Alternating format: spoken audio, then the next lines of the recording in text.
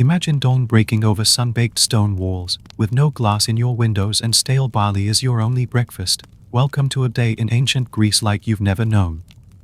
Close your eyes for a moment and imagine this: golden sunlight slipping through narrow shutters, painting the walls of a simple stone home with warmth, and yet, the air inside feels as though the very earth has pressed itself against you. There's no gentle hum of an air conditioner here, only the whisper of wind through olive branches. Now, picture yourself rising on a summer dawn in ancient Greece, your feet greeting a cool clay floor, your breath mingling with the scent of wood smoke and dew. You have no steaming latte in hand, no plush mattress to guide you awake, only the promise of a new day, full of toil, surprise, and the kind of small, human moments that connect us across 25 centuries. Over the next 30 minutes, we'll walk alongside farmers hauling water at sunrise, soldiers drilling in fields of dust, and families gathering around meager loaves of barley bread. We'll share in the laughter that followed a scraped tunic, the oil that flickered under oil-lit lamps, and the whispered prayers offered in shadowed courtyards. But this isn't a dry lecture. It's a journey, a gentle, immersive story that will cradle you in a world both strange and strangely familiar. You'll discover how a single loaf of maza connects to the breakfast rituals of today, how the clink of bronze armor echoes in our own pursuit of civic duty, and why a public bathhouse in Athens still has lessons for our modern spa day. So, lean back, let the past unfold around you, and allow yourself to be carried away, one simple, human heartbeat at a time. Because in these ordinary moments of ancient life, we find the threads that bind us all, the warmth of home, the taste of survival, and the timeless quest to make meaning in a world that never stops moving. Sunrise sweatbox and midnight frost, the true cost of ancient shelter. Warm sunlight filters through the narrow wooden shutters, and you've only just begun your day, yet the stones under your feet already feel like embers. Welcome to life in an ancient Greek home. Imagine waking not to a gentle alarm or a soft beam of sunlight diffused through a polyester curtain, but to the unmistakable weight of heat pressing in from every direction. The moment your eyes flutter open, you are in what feels like a slow-cooking oven. Yet come winter, those very same walls transform into a bone-numbing freezer, silencing the birds and turning your every breath into tiny ice crystals. That's because most Greeks of 450 BCE lived in modest houses built of sun-dried mud bricks or rough-hewn stone, with no glass in the windows, only simple wooden shutters. There was no insulation. In summer, the thick walls absorbed the scorching midday sun like a sponge. At night, they radiated it back so thoroughly that even the smallest movement felt like stirring a pan of hot coals. In winter, those walls cooled just as efficiently, turning your quarters into a stone-cold chamber where all you could do was wrap yourself in a thin woolen cloak and pray the lice didn't find you first. A recent experimental archaeology project in southern Italy reconstructed a typical Greek-style hut using traditional building materials. Volunteers living inside reported interior temperatures exceeding 95 degrees Fahrenheit 35 degrees Celsius within 2 hours of sunrise, and, on winter nights, dropping below 40 degrees Fahrenheit 4 degrees Celsius before dawn. Without modern climate control, they described the experience as physically exhausting and constantly on the edge of discomfort. Why they built this way? You might wonder, why wouldn't they choose lighter, more breathable materials? 2 reasons stand out. Resource availability. Modern stone were abundant across the Aegean countryside. Wood, by contrast, was scarcer and carefully reserved for shipbuilding, furniture, and fuel. Structural stability. Thick walls provided durability against seasonal storms and occasional seismic tremors. A house of thin timber could be carried away by a strong wind, stone and mortar endured. But these benefits came with a hidden cost: extreme temperature swings. There were no ceiling fans, no forced air systems, no double-paned glass. In a land renowned for its beauty and temperate climate, ordinary people endured daily extremes that would make modern heat wave or cold snap warnings seem almost luxurious. The daily grind, heat, cold, and human creativity. As dawn broke, the intense morning sun hit the western walls, turning the tiny courtyard into a sweatbox. Early risers hid in corners or under olive trees, sipping a small cup of water wine mixed not for pleasure, but because plain water was often contaminated. In midsummer, sleeping in wasn't laziness, it was outright necessity to avoid the most brutal hours before sunrise. Historians studying Thera, modern Santorini, found paintings of domestic scenes dating to the 2nd millennium BCE that emphasize shaded porticos and low seating. These images hint that shading and open-air design were early attempts to beat the heat, strategies that persisted, in adapted form, into classical Greek architecture. Think the shaded peristyle courtyards of wealthier homes. When winter's chill arrived, those same courtyards offered zero refuge. There was no central hearth for every home, only a small cooking fire that provided scant warmth beyond the kitchen zone. Families huddled together, sharing body heat beneath a single woolen blanket if they could spare one. Those without a steady supply of firewood sometimes resorted to burning dried grapevines or olive prunings, accepting the risk of toxic smoke and incomplete combustion just to stave off frostbite. The unsung hero, the modest roof. It wasn't just walls that shaped daily comfort, the roof mattered too. Most rural dwellings featured flat roofs made of wooden beams layered with branches, reeds, and a final coat of mud. These surfaces leaked at the first sign of heavy rain, turning breakfast into an unscheduled shower. Meanwhile, in the city of Athens, wealthier homeowners sometimes added a pitched tile roof, imported from specialized kilns, reducing leaks but doing little to improve insulation. The heavy clay tiles absorbed summer heat and held it through the night, prolonging the sweatbox effect. A slice of modern comfort we take for granted. Consider for a moment the luxury you, or any modern American, enjoys upon entering a temperature-controlled home, the cool relief of air conditioning on a 100 degrees Fahrenheit afternoon or the snug warmth of central heating when it dips to 20 degrees Fahrenheit outside. For ancients, temperature control wasn't technological, it was behavioral. Scheduling work at dawn or dusk to avoid midday extremes. Wearing multiple layers or minimal clothing, depending on the hour. Hauling water not just for drinking but to cool floors and dampen walls, though this brought its own back-breaking labor. Realistically, though, these measures were stopgap solutions.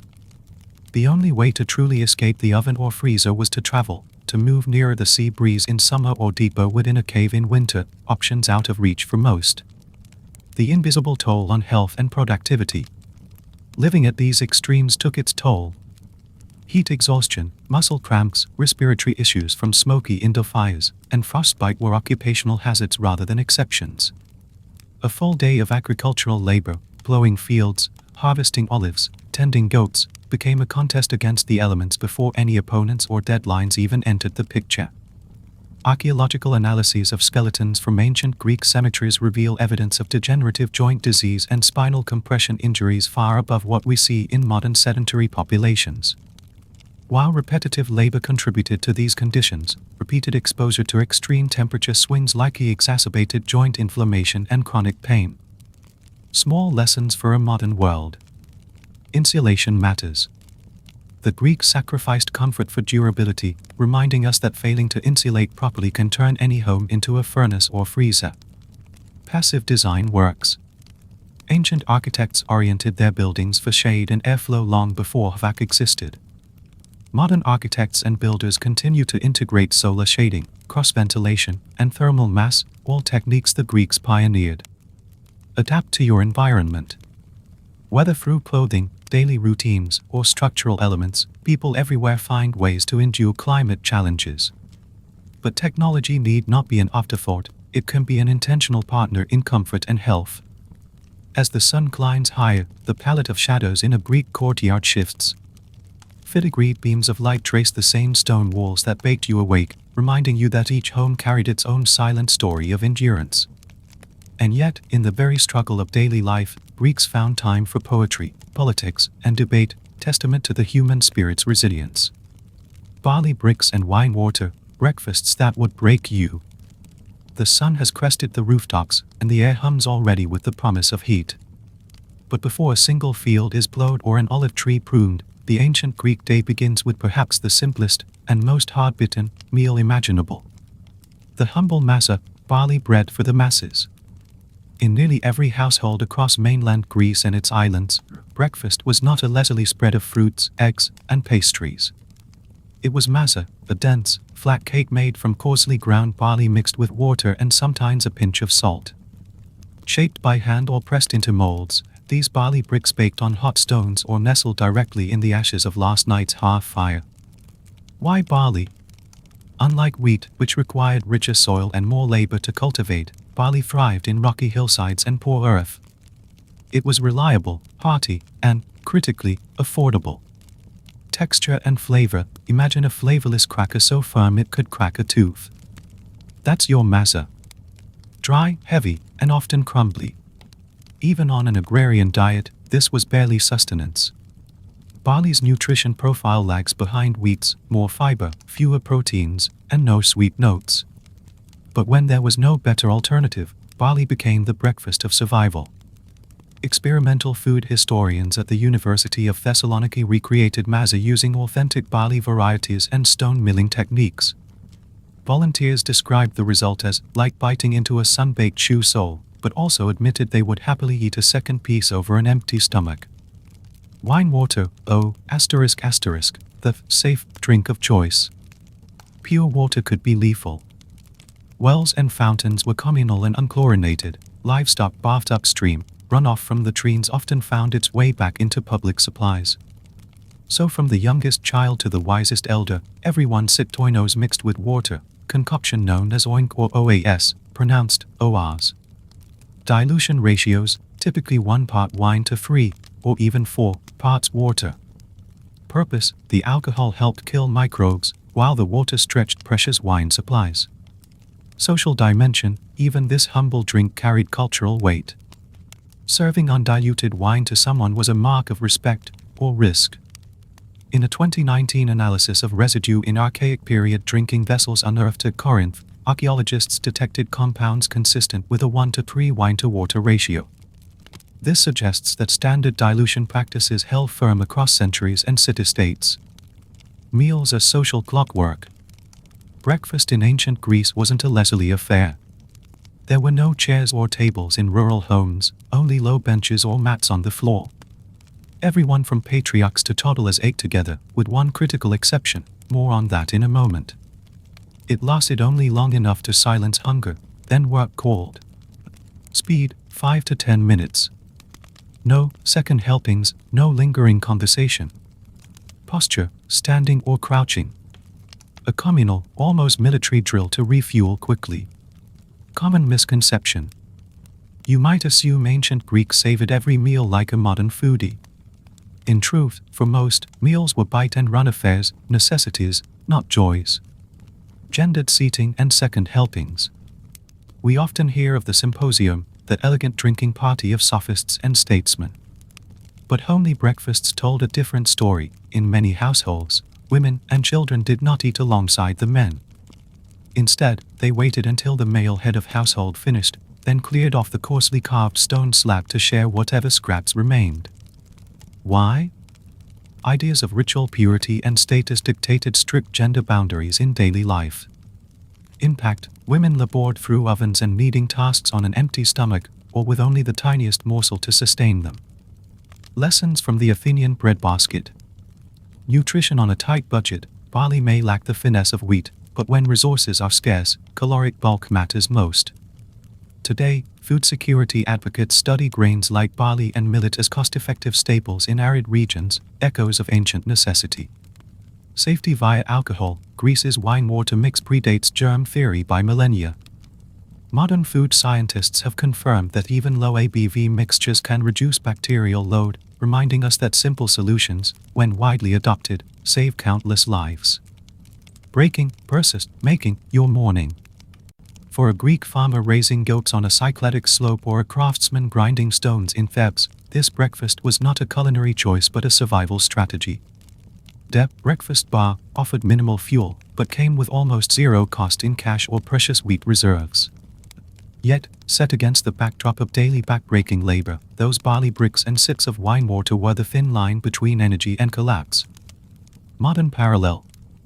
Consider today's energy bars: sweet, processed, full of additives, but pack 200 to 300 calories in a single bite. For a Greek labour, masa offered closer to 100 calories, zero sugar, and maximum dryness. Which is more efficient? Depends on who you ask, but it certainly wasn't a culinary delight. Chalk the power of shared rituals. Efficiency over indulgence. When time and resources are scarce, rituals, like a 5-minute community breakfast, ensure people move together, start strong, and reduce waste. Respecting boundaries, the separation of men's and women's meals reflects complex social norms. While we've moved toward much more inclusive dining practices, understanding these boundaries helps us appreciate the strides we've made and the ways food still carries social meaning today. Oil, strigils, and public baths, hygiene rituals that didn't really clean. After wrestling with barley bricks and sipping diluted wine at dawn, the Greeks faced the next challenge, getting clean. With no running water, no soap, and zero privacy, their bathing routine was equal parts ritual and resilience. Why water was a luxury. Imagine stepping outside your modest stone home at sunrise, only to find the nearest public fountain already surrounded by a crowd. There were no indoor plumbing systems, no piped aqueducts trickling into private bathrooms. If you lived in a city like Athens, you inched your way into a queue at a communal cistern. If you were rural, you hauled heavy amphorae from a well or stream, balancing clay jars on your shoulders. Time investment, fetching water consumed a significant part of a household's morning. Archaeologists estimate that a single Greek family might spend up to 2 hours daily collecting and carrying water, time they couldn't use for farming, weaving, or teaching their children. Contamination risks, open-air fountains invited livestock, runoff, and debris. Even after all that labor, the water wasn't guaranteed clean. Seeing water as precious shaped Greek attitudes toward bathing, they treated it as a communal event rather than a private chore. Olive oil, the ancient cleanser. Without soap, Greeks turned to the most abundant agricultural product in their world, olive oil. But instead of lathering and rinsing, they used oil much as we use exfoliating scrubs, painting it on, then scraping it off. Here's how the ritual worked. Anointing, the bather rubbed olive oil all over the body, from scalp to sole. Strigil scraping, using a strigil, a curved bronze or iron blade, the bather, or a paid attendant, scraped the oil, sweat, dirt, and dead skin away in long, sweeping strokes. Rinse or dust off, in wealthier homes, a quick splash of water finished the job. More often, the scraped debris simply fell to the floor. Living history reenactors at a recreated Greek gymnasium in Sparta demonstrate oil scraping on volunteers. Participants report that while the process removed visible grime, it left a fine film of oil and dust, proof that this deep clean was more about ritual than true hygiene. Public baths, social centers in disguise. For those who could afford it, or belonged to a gymnasium or philosophical school, public bathhouses offered something closer to a full wash. These spaces featured basins or shallow pools, heated rooms in wealthier cities, and attendants who maintained the water. Yet even here, clean was relative. Communal nude bathing, privacy was minimal. Bathers of the same sex crowded together, sharing water that was infrequently changed. No soap, the strigil remained the tool of choice, even in opulent facilities. Temperature extremes, hot rooms aimed to open pores, but without proper ventilation, they often turned steamy, and breeding grounds for bacteria. Excavations of the Athianu baths in Cyprus reveal lead floor deposits indicating infrequent water changes. Chemical analysis showed high bacterial loads, suggesting bathers were more likely trading germs than washing them away. Despite these shortcomings, bathhouses thrived as social hubs. Men met to discuss politics, athletes relaxed after exercise, and philosophers held impromptu debates while towels dried on marble benches. Hair, teeth, and the limits of ancient grooming. Hair care, Greeks had no shampoo. They sometimes massaged their scalps with scented oils and combed them thoroughly, but dandruff and lice remained common nuisances. Dental care, no toothbrushes existed, only chew sticks infused with mint or charcoal. The gritty, high-fiber diet ground down teeth, but sweets were rare enough to limit cavities. Body odor, without deodorant, body scent was considered natural and even attractive. Wealthy citizens occasionally dabbed on myrrh or rose oil as a luxury, not a necessity.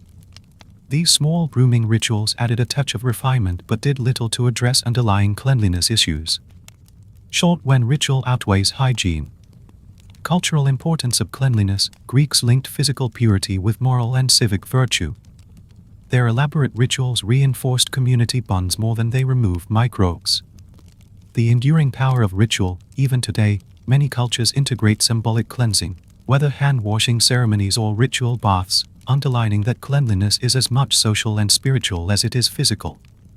Modern takeaway: technological advances, soap, plumbing, filtration, have reshaped our concept of clean, but we still crave communal spaces. Think spa visits, communal showers at gyms, or even public fountain art installations. Togas, tunics, and blistered soles, fashion's toll on your feet. You fetched water at dawn, scraped off yesterday's grime with oil and a strigil, and broken your fast on barley bricks. Now, it's time to step into the day's work, with nothing but a simple tunic and a pair of sandals that promise both freedom and footache. The basics of ancient Greek dress. In the world of classical Greece, clothing was wonderfully minimal, yet maddeningly imprecise. Your entire wardrobe boiled down to two primary garments. Chiton, tunic, a rectangular piece of linen or wool, folded and sewn along one side, then draped over the shoulders and secured with pins or brooches. Himation, cloak, a larger, heavier rectangle of fabric wrapped around the body for warmth, status display, or extra coverage when traveling. There was no tailoring in the modern sense. Every garment was cut from straight, unshaped cloth. Want sleeves? You folded and pinned. Need more length? You let the fabric pull at your ankles or hiked it up under a belt. At the ancient Agora Museum in Athens, living history interpreters demonstrate wearing a homemade chiton. They wrap a large linen sheet around their bodies, securing it at the shoulders and belting it at the waist. Observers note how even minor movements, sitting, climbing stairs, require constant attention to keep fabric from slipping or snagging. The pin and belt, tailoring. Without tailored seams, Greeks improvised. Fibulae, brooches made of bronze or silver, sometimes decorated with animal motifs. These pins held shoulder folds in place and could range from inexpensive to status-signaling luxury items. Girdles, belts, often leather or woven cord, used to cinch the chiton at the waist, creating a blouson effect that added fullness above the belt. Still, this one-shape-fits-all approach meant tunics could gape open, fall askew, or balloon out in windy weather, leading to more than a few wardrobe malfunctions under the Aegean sun. Footwear, sandals or barefoot. When it came to footwear, options were equally sparse. Barefoot, common among laborious and rural dwellers. Feet toughened by daily contact with stone and earth, yet blistered by heat and stones, pained by goat droppings and sharp rocks. Leather sandals, a simple sole strapped with leather thongs. If you owned them, you wrapped your feet in cloth or linen strips first to avoid chafing. Archaeologists from the University of Iowa replicated Greek sandals using sheep leather and hand-twisted thongs. Test walkers reported painful chafing, even with cloth wrappings, and an alarming vulnerability to twisted ankles on uneven terrain. Each hour of continuous walking increased the risk of blisters, cuts, and embedded stones. The geography of pain. The Greek landscape, rocky hillsides, uneven parks, and ancient city streets paved with jagged stones, was unforgiving to unpadded soles. Imagine trekking.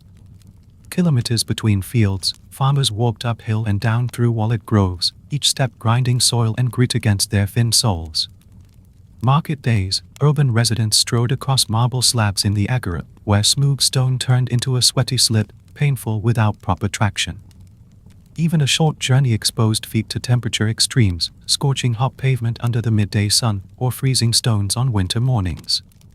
Fashion versus function, the limited wardrobe. Beyond tunics and sandals, wealthy Greeks sometimes invested in dyed fabrics, purple cloaks indicating rank, saffron-hued himations for festive occasions. Yet these status symbols offered no relief from physical discomfort. Heavy wool cloaks weighed many pounds, dragging on shoulders and trapping heat. Dyeing processes sometimes left fabric stiff or itchy, exacerbating chafing under the arms and around the neck. Poorer citizens often wore the same garment year-round, washing infrequently, so itchiness and skin irritation were everyday companions. Common misconception. We tend to picture togas and tunics as breezy and comfortable. In reality, they demanded constant adjustment, created friction at pin sites, and prioritized style, or simplicity, over comfort.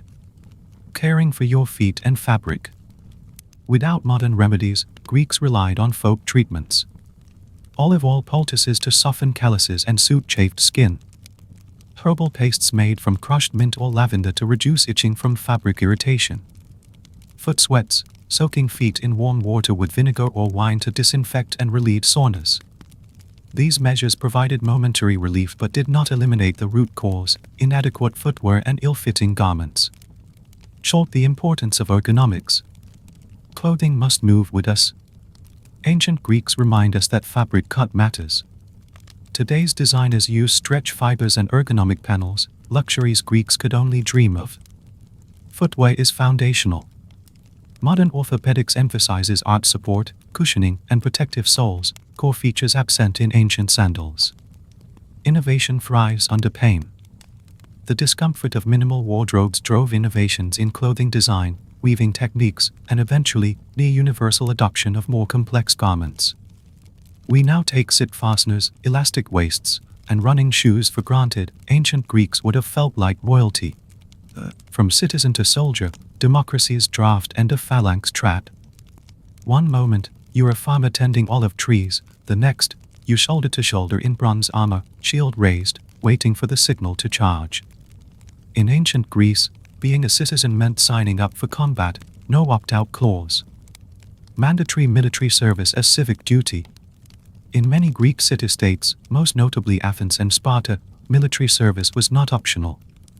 If you were a free, male citizen, you were a soldier by definition. Athens, from age 18 to about 20, young men entered the ephobia, 2-year training program teaching drill, weapon handling, and civic responsibilities. Afterwards, they remained on call for decades, ready to defend the polis. Sparta, boys began the ag at age 7, an unrelenting regimen of physical training, survival skills, and communal living under harsh conditions. At 20, they became full Spartan hoplites, bound to serve until at least age 60. For Greeks, citizenship and soldiering were inseparable. You couldn't vote, attend assemblies, or own land unless you also carried a shield into battle when called.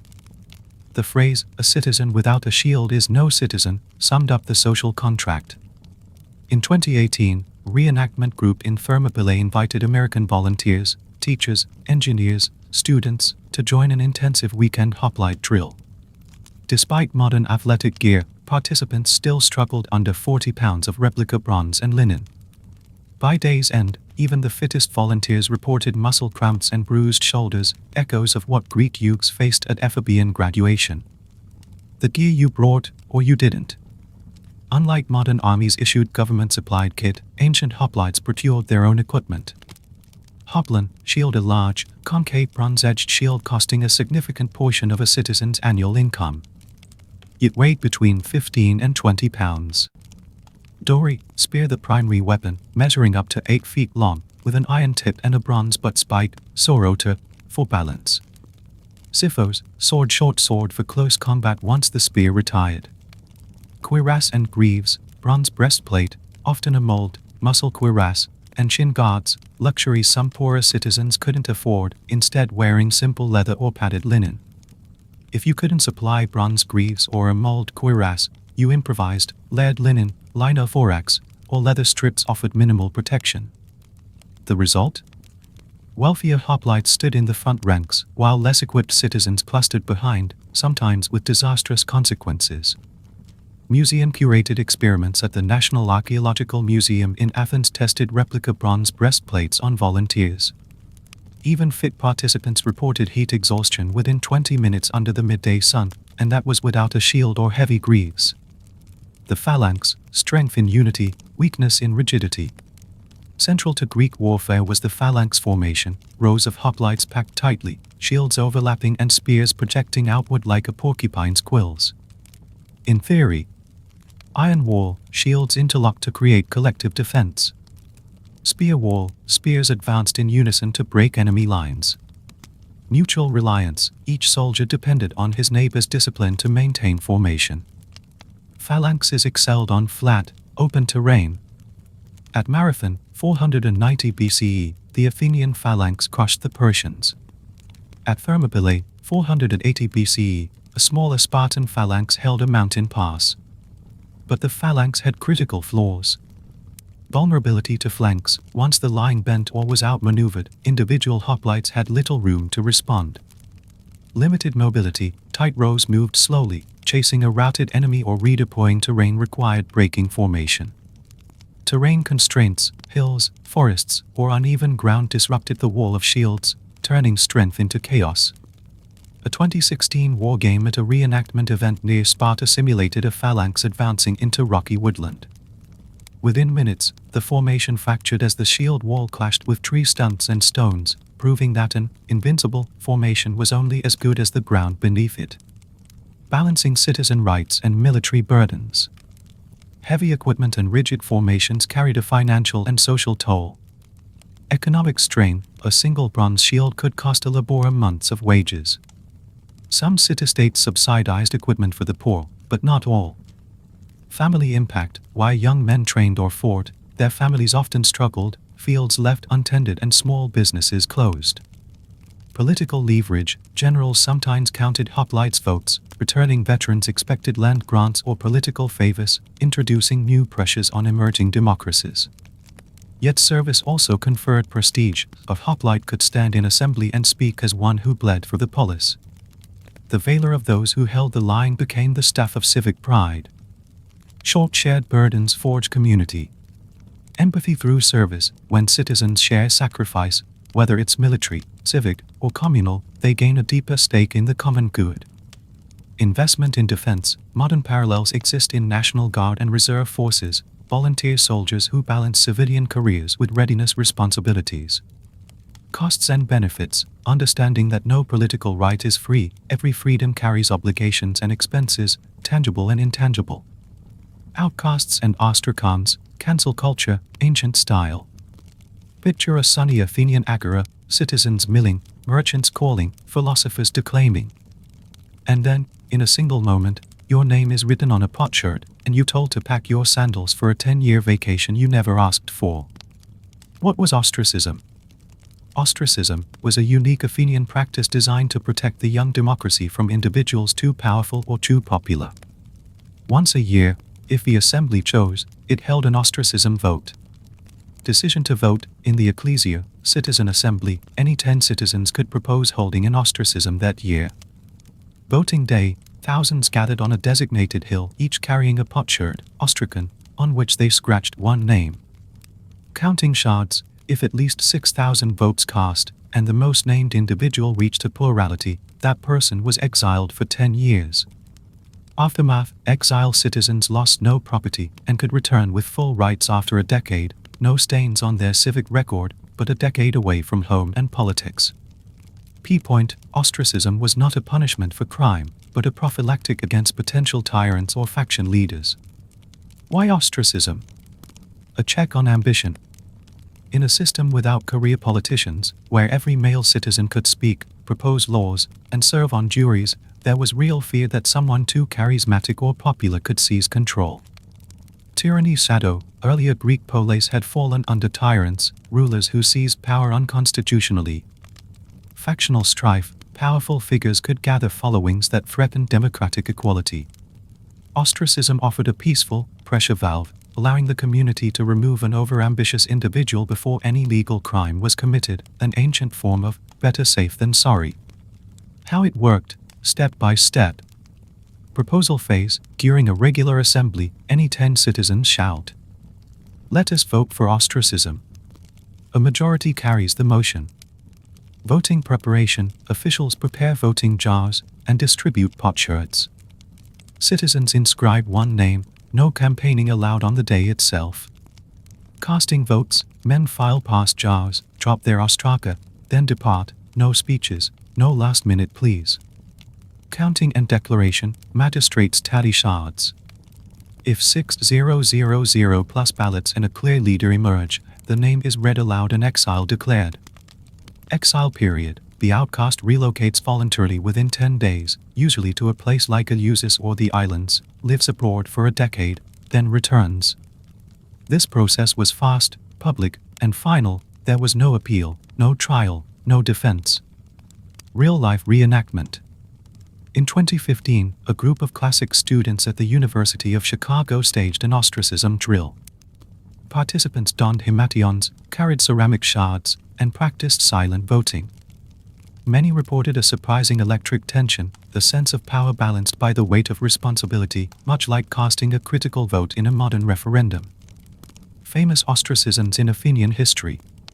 Aristides, the Just, 482 BCE legend holds that a poor citizen once asked Aristides to explain why he deserved more votes in exile. Aristides replied, "I know not how to write, friend, but tell me which ostracon has Aristides' name, and I will inscribe yours instead." His exile was short-lived, and he returned to serve Athens in the Persian Wars. Themistocles, 471 BCE hero of Salamis, architect of Athenian naval supremacy, but later ostracized, perhaps due to jealousy or his Persian origins. Simon, 461 BCE son of Miltiades, victorious general at Eurymedon, yet ousted for his pro-Spartan policies, only to return and influence Athens again. These cases show ostracism could temporarily remove both patriots and potential tyrants alike, an imperfect tool, wielded by shifting public opinion. Parallels to modern, cancel culture. Ostracism can feel eerily familiar today, when a single tweet or petition can end a career. Social media mobs, a viral hashtag may ostracize individuals from platforms, jobs, or social circles, often without due process. Recall elections. In some U.S. states, voters can remove officials before terms end, similar in effect, though bound by legal procedures. Whether in ancient Athens or online today, public opinion can be both protective and punitive. A healthy society needs checks against both tyranny and mob rule. To costs and consequences. Personal hardship, exiles lost daily social life, family community, and local business, though property remained intact. Political instability, frequent ostracisms could remove competent leaders, causing strategic gaps. Athens suffered setbacks when Themistocles was in exile during critical rebuilding phases. Psychological impact, the decade of uncertainty, potential stigmatization, and the constant question, will I be welcomed back? Yet ostracism endured for over a century, an acknowledgement that even an open democracy must guard against the concentration of charismatic power. Short balancing majority rule and minority rights. Guardrails for democracy, proactive measures can prevent abuses, but must be balanced to avoid vindictive removals. Due process matters. Ostracism's lack of defense underscores the importance of legal safeguards in modern recalls or impeachments. Community responsibility. In any collective decision, participants bear the weight of consequences, whether on shards of pottery or in the click of a block button. Built on backs, slavery, metics, and the missing 90%. While free citizens debated politics in the sunlit agora, an invisible workforce kept the city running, people with no voice, no vote, and no share in that bright public life. The ubiquity of slavery in ancient Greece. When we celebrate Athens as the birthplace of democracy, it's easy to overlook that up to 90% of its population were excluded from that democracy. Behind every citizen's loaf of bread and polished bronze shield stood slaves, an essential yet unacknowledged labor force. Household slaves, even modest households typically owned at least one slave. Their duties ranged from cooking, cleaning, and childcare to running errands in the busy market. Agricultural slaves, large estates, especially in the fertile plains of Boeotia, relied on slave labor for plowing, harvesting, and olive pressing. Mine laborers, the silver mines of Laurium, which financed Athens' golden age, employ thousands of slaves in brutal conditions, crawling through damp tunnels, inhaling toxic dust, and working up to 12-hour shifts. Archaeologists excavating the Laurium mines uncovered women's and children's bones in the slag heaps, evidence that entire families of slaves, not just adult males, endured backbreaking mining work. Slavery in Greece had no racial basis. Slaves were war captives from Thrace, Asia Minor, or Egypt, children born into servitude, or even Greeks sold into slavery due to debt. This meant slavery touched nearly every corner of the Mediterranean world. Metics, resident aliens in limbo. Next in the social hierarchy were the metics, free residents born outside the polis who settled in Athens. Rights and restrictions. Metics could work, own property in trust, and even run businesses, but they could not vote or hold public office. They paid a special tax and served in the military. Economic contributions. Many metics became successful artisans, traders, and shipowners, sometimes more prosperous than native citizens, stirring resentment and social tension. Vulnerability. Without citizen protection, metics faced the constant threat of arbitrary expulsion or enslavement for unpaid debts. The famous historian Thucydides was himself a metic in Athens. Though he served with distinction in the Peloponnesian War, his outsider status constrained his political influence, an irony for one whose writings would shape our understanding of Greek democracy. Freedmen and the shadow of second-class citizenship. A third group, freedmen, emerged when slaves bought or were granted their freedom. Yet freedom did not equal equality. Legal limbo. Freedmen lacked full citizen rights. They could not pass citizenship on to their children without special decrees. Social stigma. Despite economic success, freedmen and their descendants often faced prejudice, barred from certain religious rites and elite social clubs. By layering these three groups, slaves at the bottom, freedmen in the middle, and metics just above them, Athens sustained a vibrant economy and military. But that prosperity rested on systemic inequality, a reality rarely acknowledged by the citizen rhetors in the Agora. The scale of exploitation. Let's pause on the silver mines of Laurium, where the wealth-fueling Athenian democracy originated. In the 5th century BCE, number of slaves, estimates suggest over 20,000 slaves worked the mines, more than the free male population of many nearby towns. Mortality rates. Isotopic analyses of skeletal remains show first-year mortality rates above 30% due to accidents, disease, and malnutrition. Economic impact. Annual silver yields from these mines funded trireme fleets, public building programs, including the Parthenon, and lavish festivals, yet the human cost remained buried in the slag. A 2017 study of lead isotopes in Athenian coinage traced silver sources back to Laurium, linking the opulence of classical Athens directly to the toil, and often death, of enslaved miners. The philosophical defense of slavery.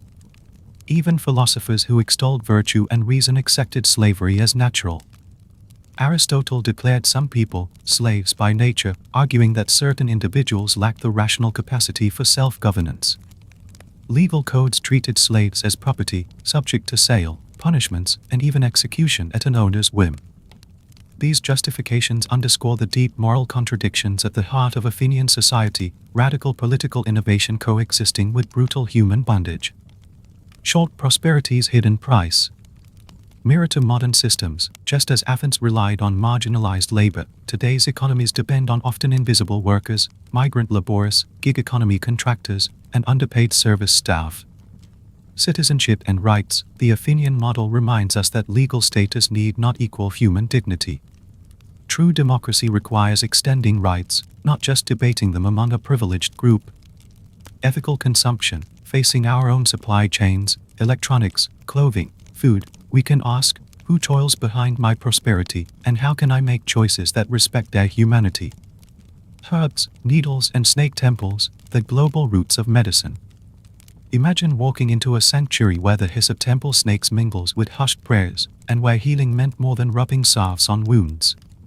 From olive groves to Indian ashrams and Chinese temples, ancient medicine wove together plants, needles, and ritual in a quest for balance. The hallmarks of ancient healing.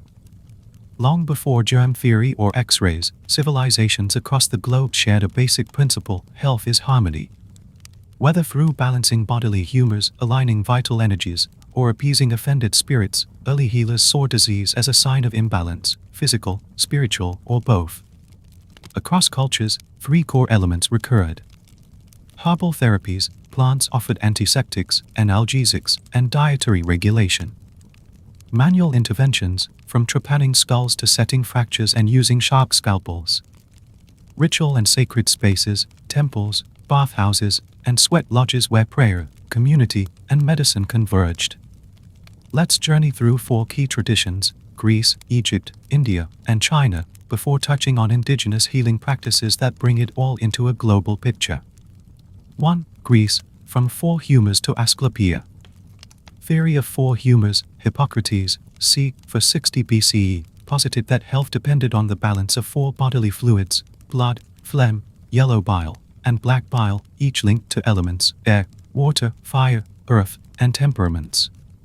Imbalance called for diet, exercise, purging, or bloodletting to restore equilibrium. Asclepius, snake temple's dedication to Asclepius, god of medicine, produced healing centuries like Epidaurus. Patience. Ritual purification, baths and fasts to cleanse body and mind. Incubation, sleeping in a sacred dormitory, hoping for a healing dream or divine visitation.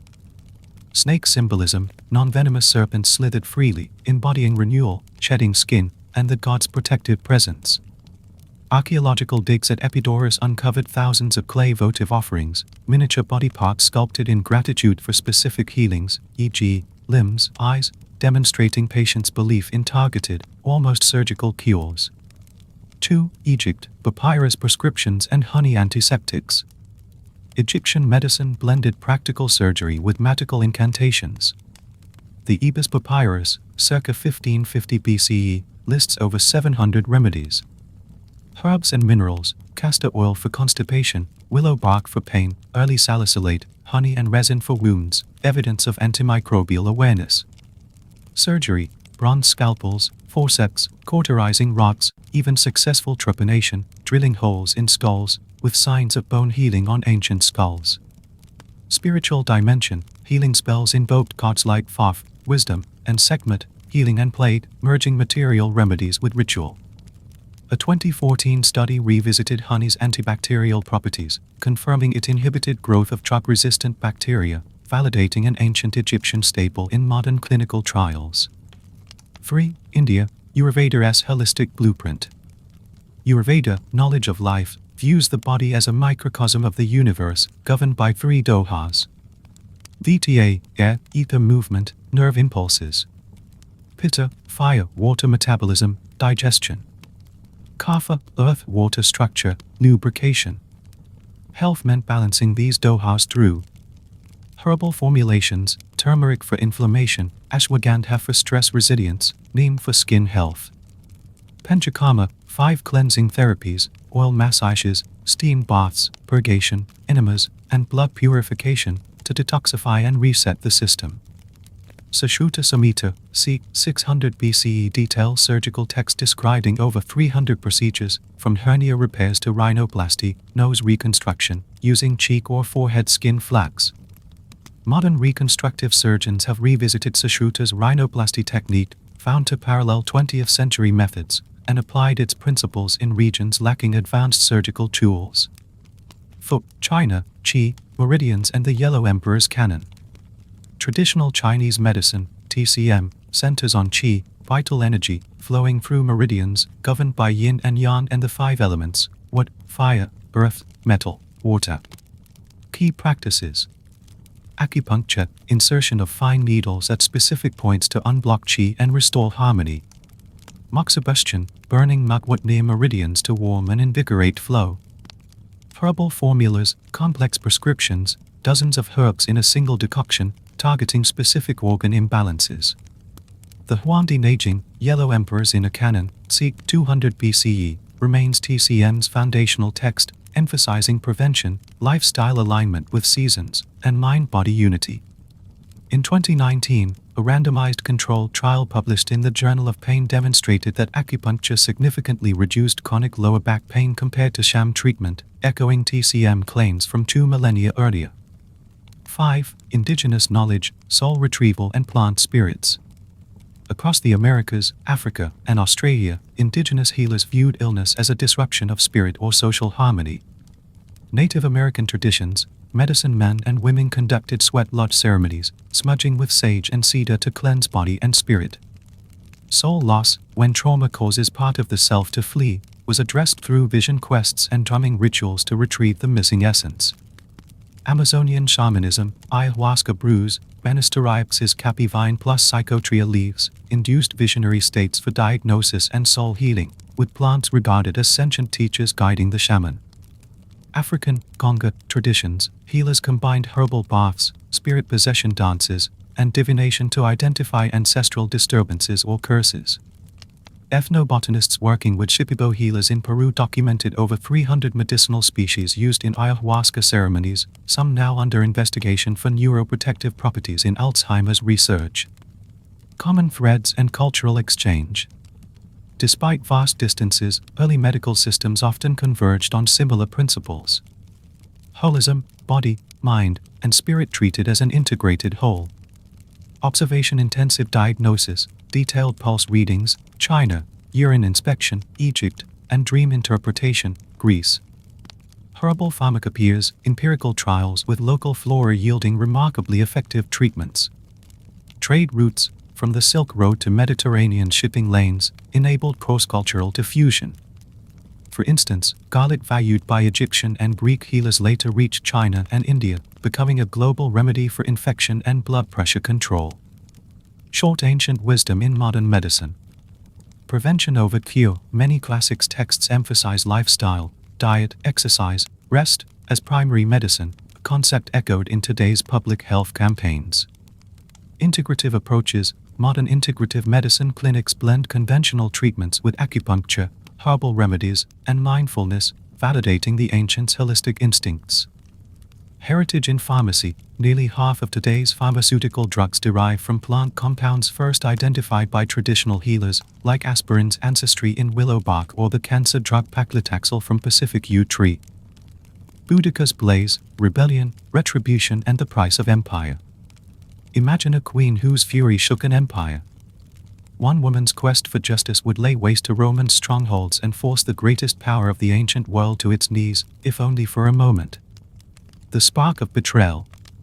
In about 60 CE, the kingdom of the Iceni, an ancient tribe in what is now Norfolk, lived as client kings under Rome's shadow. Their ruler, Prasutagus, navigated a delicate balance. He paid tribute to the emperor, supplied auxiliary troops, and in return enjoyed relative autonomy.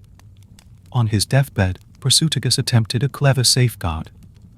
Let Rome rule with my two daughters as co-heirs. His will named both Emperor Nero and his own daughters as heirs, a gesture meant to preserve Iceni land and status. Instead, Roman officials annexed the kingdom outright, seizing lands and property. Publicly flogged Queen Boudica, Prasutagus' widow, to humiliate her. Violated her daughters before her eyes, an irrevocable affront in any age. This triple indignity, loss of sovereignty, bodily humiliation, and sexual violence, transformed Boudica from a grieving widow into a catalyst for rebellion. Excavations at Must Farm, Cambridgeshire, uncovered coins and pottery stamped with Roman marks amid burned layers, evidence that tribal uprisings redirected flames inward, leaving archaeological scorch marks that still speak of that violent moment. Forging a coalition of wrath. Rather than submit, Boudica turned her personal anguish into political power. She traveled across southeastern Britannia, rallying tribes with speeches that echoed in sacred groves. They stole our land, they scourged our queen, they violated our children. Now we stand, together, for vengeance. Her cause resonated far beyond the Iceni. Trinovantes, once subjugated by Rome, now eager to reclaim lost pride. Corial Torvi and brigands, tribes weary of heavy taxation and Roman usury. Enslaved Britons and runaway Romans, fueled by hope for freedom or loot. Within weeks, Boudica commanded an army estimated at tens of thousands, farmers, warriors, and families united under her banner. Stratton-on-the-Foss in Somerset revealed mass graves dated to 60 CE, containing a mix of tribal weaponry and Roman legionary equipment, suggesting defectors joined Boudica's ranks, drawn by her vision of justice. The Pre-City Campaign. 1. Camulodunum, Colchester. Rome's first colonia in Britain, a symbol of imperial authority with a temple to the emperor and fortified walls. Boudica's forces overwhelmed its defenses, burning the temple and slaughtering settlers. 2. Londinium, London. A booming trade hub barely 2 decades old. Romans and Britons lived cheek by jowl. When Suetonius Paulinus, the governor, fled west with his cavalry, Boudica's army swept in, leaving the city in ruins and smoke rising for miles. 3. Verulamium, St. Albans. Another prosperous colony where archaeology today finds a thick layer of ash and charred timbers. Roman soldiers and civilians who hadn't evacuated met a similar fate, homes, forums, and villas destroyed in a day and night blaze. In 1998, construction workers in London discovered burnt timber foundations from Roman-era buildings, incisive proof that Boudica's forces breached hearth and home, not just military installations. These attacks weren't random acts of cruelty but targeted strikes against the physical and psychological pillars of Roman rule. Rome's response and the Battle of Watling Street. Governor Suetonius regrouped with roughly 10,000 men, veteran legions, auxiliary cohorts, and cavalry, far outnumbered but disciplined. He chose a narrow stretch of Watling Street, modern A5, flanked by woodland, ideal for defeating superior numbers. Formation: Romans formed the tight wedge, shields locked, spears bristling. Phalanx versus cohort, as tribal warriors charged in headlong enthusiasm, disciplined Roman volleys of pila, javelins, fractured their lines. Encirclement: broken tribesmen found escape routes blocked by wagons and women accompanying the army, turning their flight into a lethal trap. When the dust settled, tens of thousands lay dead. Boudicca's rebellion was crushed, but the echo of her stand would resonate for centuries. At the presumed Watling Street site near Mansetta, metal-detecting surveys have uncovered clusters of Roman military equipment, arrowheads, pilum tips, and chainmail fragments, testifying to a fierce, close-quarters engagement.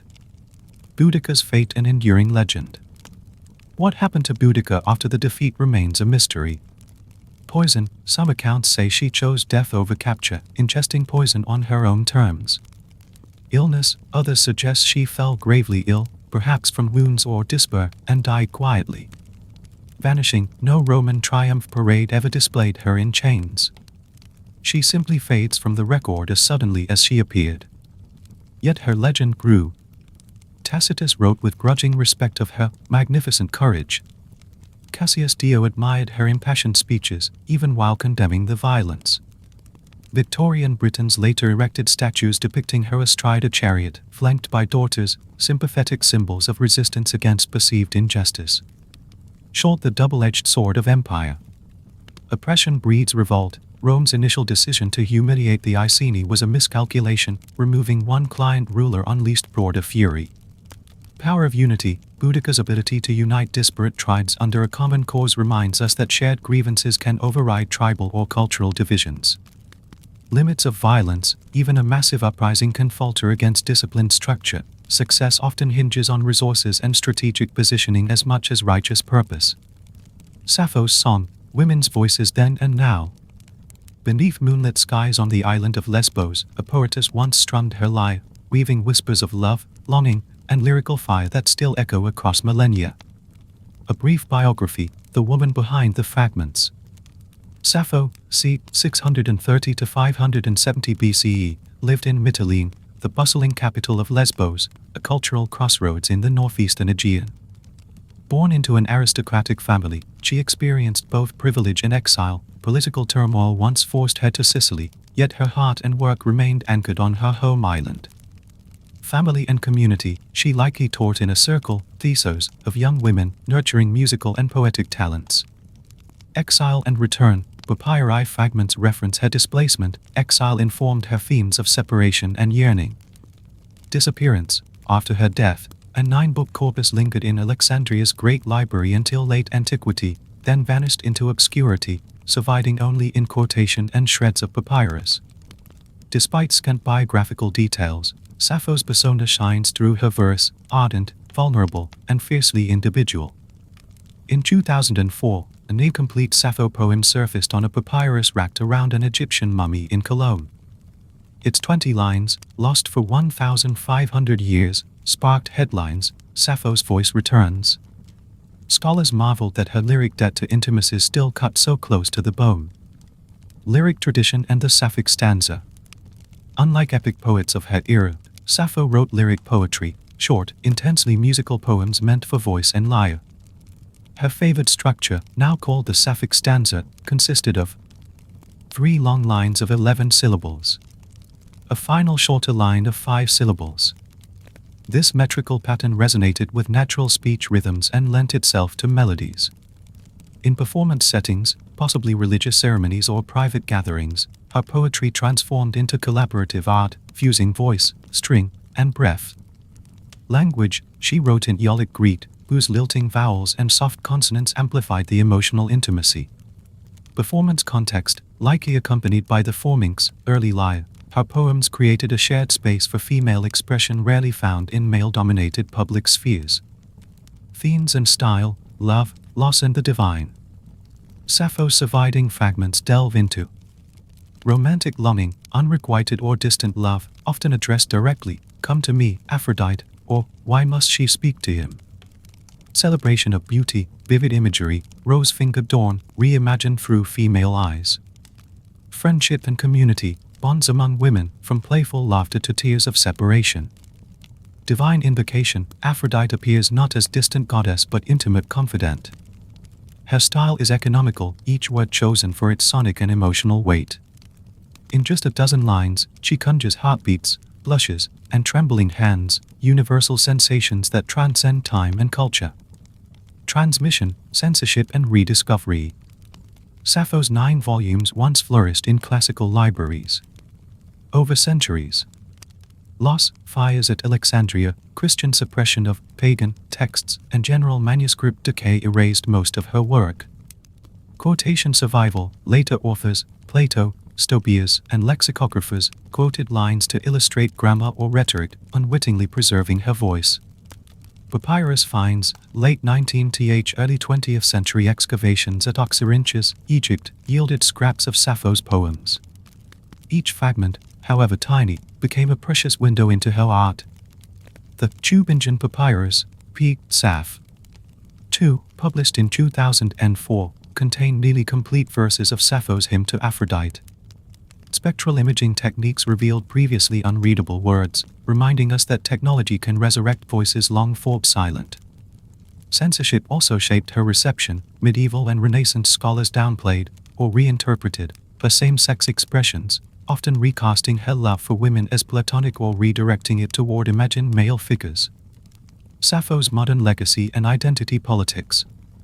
From the 19th century onward, Sappho became a symbol for women's creative agency and queer identity. Sapphic and lesbian, terms rooted directly in her name and place of origin, now part of global lexicons for female same-sex love. Feminist inspiration, early 20th century poets like Edna St. Vincent Millay and H.D. Hilda Doolittle claimed her as a spiritual ancestor of women's voices in literature. Queer reclamation. From the 1970s onward, LGBTQ+ communities embraced Sappho as a foundational figure for sexual freedom and artistic expression. Her lyric power resonates in contemporary music, poetry, and activism, proof that a few burned-off lines can spark generations of creativity and courage. Short the power of fragmentary voices. Incomplete doesn't mean insignificant, even fragments can reshape cultural narratives. What survives guides how we see ourselves and our histories. Voice beyond volumes, Sappho's influence isn't measured by the pages that remain, but by the emotional truth she shared, an enduring reminder that sincerity in art transcends completeness. Cultural ownership. Sappho's story urges us to honor marginalized voices that risk disappearance. Whether text, song, or personal testimony, preserving diverse perspectives enriches collective memory.